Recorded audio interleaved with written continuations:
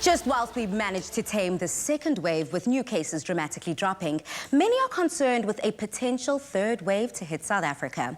What does this mean for us, and what are the dangers, and most importantly, how can we prepare for it? Well, we chat to infectious disease specialist Dr. Emile Reid on what we need to know about the potential third wave of the COVID-19 virus. And of course, Nicole, as the health correspondent, last time we spoke to Dr. Emile, he alluded to this third wave. Absolutely, and our biggest enemy right now for us is fear, and our biggest weapon against that is knowledge. And I don't think we could have anyone better today than infectious disease specialist Dr. Emile Reid. Absolutely, the man of the moment. Please talk to us about the current state of the second wave of COVID-19. And of course, in your opinion, we as a country, are we done, of course, with tackling the second wave?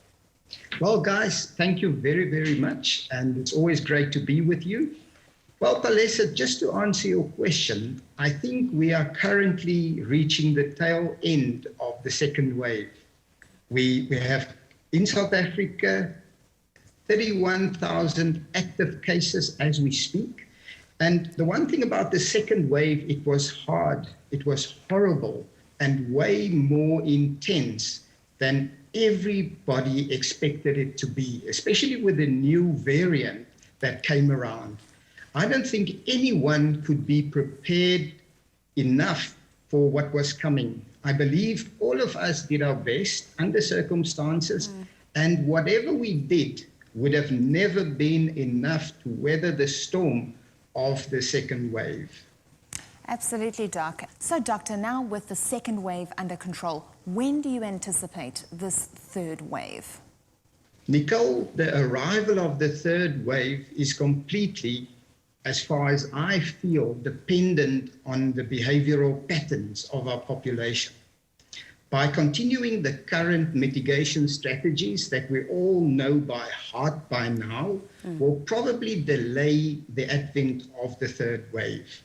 Not following it, obviously, will lead to a premature increase in cases and will most likely ignite the third wave.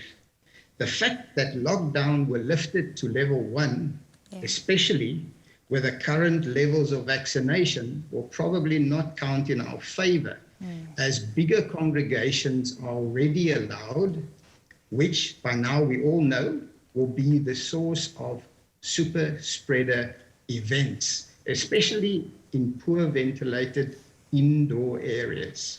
Doctor, then how will this be different? And is there a potential of a new variant of the virus?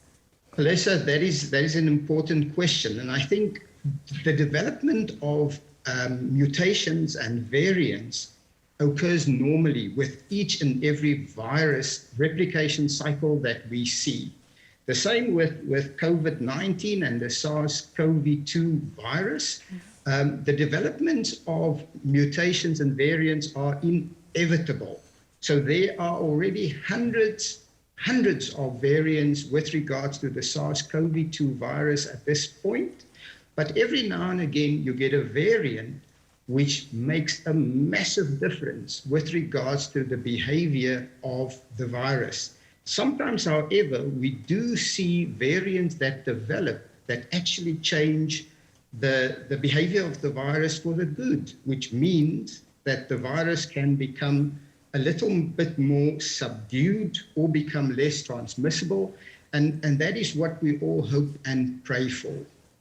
Well, now, Doctor, the question of the hour. This is a hot topic right now. Certainly in my house, I'm a pharmacist and my husband is a veterinarian. And everybody wants to know about this drug, ivermectin. Friend or foe? That's a very difficult answer. And as we currently know, ivermectin have been available for many decades. And myself, as an infectious diseases physician, uses ivermectin for resistant scabies, a topical form of ivermectin. And using ivermectin for COVID-19 is completely different. I think if one look at the current level of evidence available for ivermectin with regards to COVID, it's relatively poor. It needs to undergo peer review. The numbers within the studies were small. The dosage strategies and outcomes were completely different.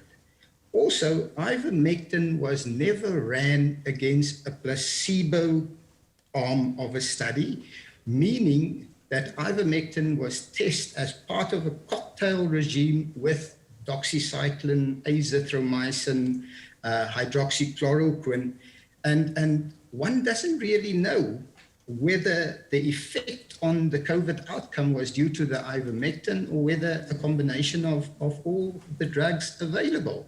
So I think at this point, as clinicians, we fully appreciate the urgency of getting drugs to work against COVID.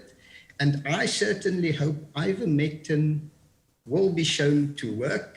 But until the evidence is in and the question answered, it's about the effectiveness versus the harm. I don't think we should yet make that decision to whether we should prescribe ivermectin as yet. Is there anything that we should know to be fully prepared for the third wave? Well, as said earlier, guys, I think the advent of the third wave is dependent on all of us. It's all about the mitigation strategies we know by heart. The fact that we've gone to lockdown level 1 doesn't mean COVID is gone. We should use our experiences and the lessons learned, whether good or bad, from the first 2 waves to prepare us for what lies ahead. We also need to accept that COVID is going to be part of our lives, and we need to accept the new normal. Mask up, physically distance, refrain from attending big gatherings and congregations, sanitize, and make sure that once the vaccine is freely available, to get in line and ready to receive your jab. Vaccination and herd immunity is probably our only way out of this pandemic. And remember, we're all in this together. Absolutely. Well, thank you so much, Doc. Thank you, Dr. Reed. Thank you, guys. Keep well. Well, MYNEWIMAGES, you've been tracking with us this competition from the start, and I mean, what an exciting one it's been, Nicole.